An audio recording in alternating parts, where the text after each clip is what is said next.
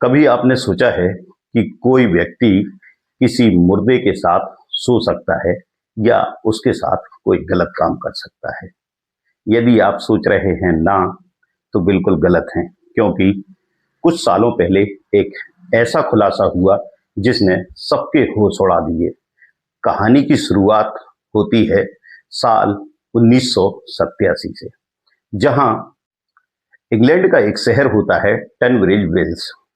यहाँ एक अपार्टमेंट में से बदबू आती है और लोग जो आसपास रहते हैं वह पुलिस को सूचना देते हैं। पुलिस जब मौके पर पहुंचती है तो दरवाजा जो कि अंदर से खुला हुआ था, पुलिस सीधा उसमें प्रवेश कर जाती है।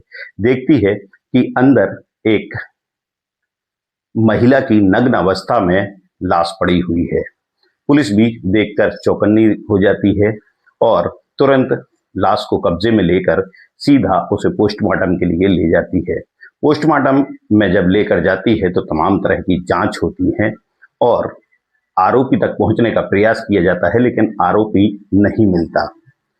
यह जांच अपनी जगह चलती रहती है। यहीं पर करीब 5 माह बाद इसी जिले में एक और इसी तरह की घटना सामने आती है, जिसमें एक खेत में इसी तरह एक और करीब 20 साल की जो लड़की होती है उसकी लाश वहां पर मिलती है।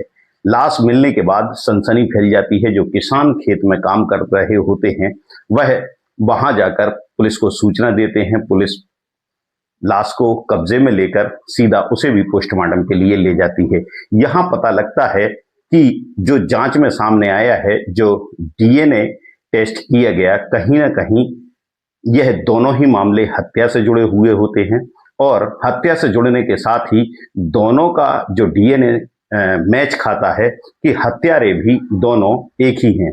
लंबे समय तक जांच चलती रहती है, लेकिन कहीं भी यह पता नहीं लगता कि आखिर इन दोनों ही, जो एक 25 साल की लड़की होती है बेडिनेल और दूसरी कैरोलिन पियर्स, इन दोनों का हत्यारा कौन है।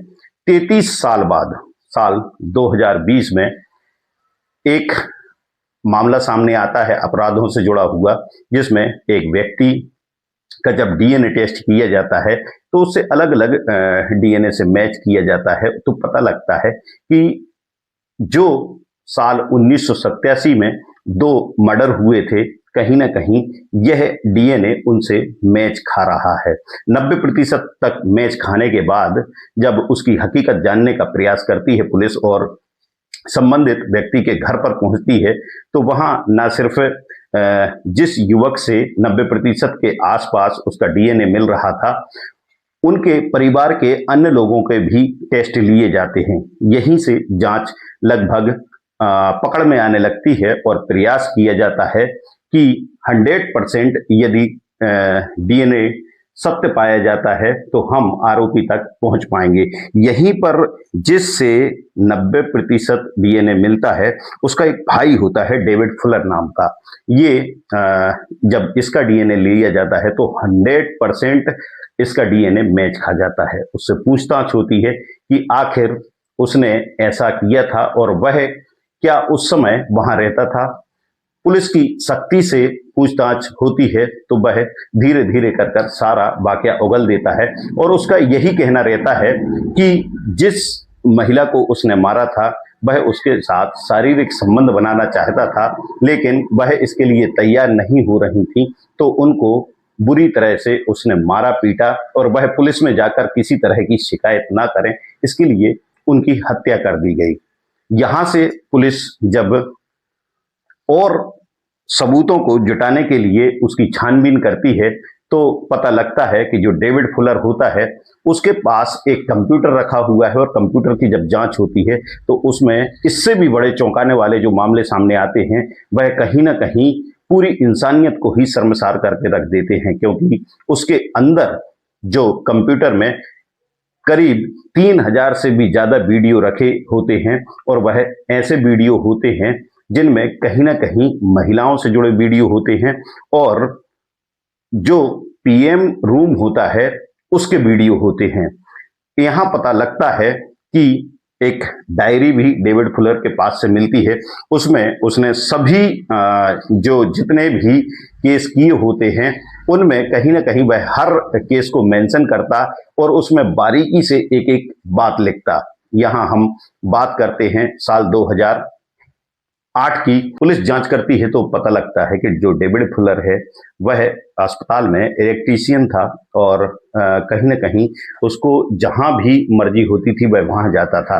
साल 2008 का जो उसका रिकॉर्ड है, जो उसने वीडियो बनाया और जो अपनी डायरी में मेंशन किया, तो उससे पता लगता है कि साल 2008 में जब वह पोस्टमार्टम रूम में जाता है और वहां एक 20 से 25 साल की लड़की का मृत शरीर पड़ा रहता है, तो वह भी जो होता है बगैर कपड़े का होता है। जब वह लाइट सुधार रहा होता है, अचानक उसकी जो निगाहें हैं उस शरीर पर पड़ती हैं। उसका एक हाथ नीचे लटका हुआ होता है और बाकी शरीर ऊपर रहता है। ऐसे में कहीं ना कहीं उसका मन विचलित होता है और वह उस हाथ को ऊपर रखने के लिए जाता है। जब वह उस हाथ को उठाकर ऊपर रखता है तो उसके मन में उत्तेजना जागृत होने लगती है। वह हाथ तो ऊपर उठाकर आ जाता है, बाहर जब निकलता है तो उसके मन में एक बार फिर कहीं ना कहीं गलत विचार आते हैं और वह वापस जाता है, देखता है कि कोई है तो नहीं, कहीं कैमरे तो नहीं लगे हैं। चारों तरफ देखने के बाद वह उस मृत शरीर को किस कर लेता है। यहां से वह चला जाता है और जो उसकी डायरी में लिखा है वह रात भर इस बात को सोचता रहता है। ऐसा ही क्रम आगे बढ़ता है। जब दूसरी लाश आती है तो वह वापस लाइट सुधारने के बहाने वहां जाता है और वापस से एक बार फिर अब वह किस नहीं करता, वह सारे क्रियाएं करता है जो कोई भी व्यक्ति किसी लड़की या अपनी पत्नी के साथ करता है। तो इस तरीके से वह लगातार आगे बढ़ता जाता है और 9 साल की एक लड़की से लेकर 80 साल की एक वृद्ध महिला तक उसने अपनी हवस का शिकार बनाया। लगातार वह इस तरीके की वारदातों को अंजाम देता रहा और जो उसकी डायरी है, साल 2008 से लेकर साल 2020 तक उसने 102 महिलाओं का इसी तरीके से जो मृत शरीर होते हैं उनका रेप किया। अब पुलिस इस मामले में न्यायालय जाती है, सारी जांच होती है। फिलहाल न्यायालय ने उसे मरने तक के लिए जेल की सजा सुनाई है, लेकिन इस तरीके के हैवानों के लिए क्या यह सजा काफी है, जो समाज के लिए ना सिर्फ नासूर हैं बल्कि एक समाज को गलत दिशा भी देते हैं और ऐसे लोगों को जीने का भी कोई हक नहीं है। लेकिन न्यायालयीन प्रक्रिया अपनी जगह है, वहां की सजाएं जो होती हैं वह इसी तरह की होती होंगी। शायद न्यायाधीश ने इसीलिए सभी पहलुओं को सोचकर उसे आजीवन कारावास की सजा सुनाई है। इनसाइट स्टोरी के लिए भानु ठाकुर।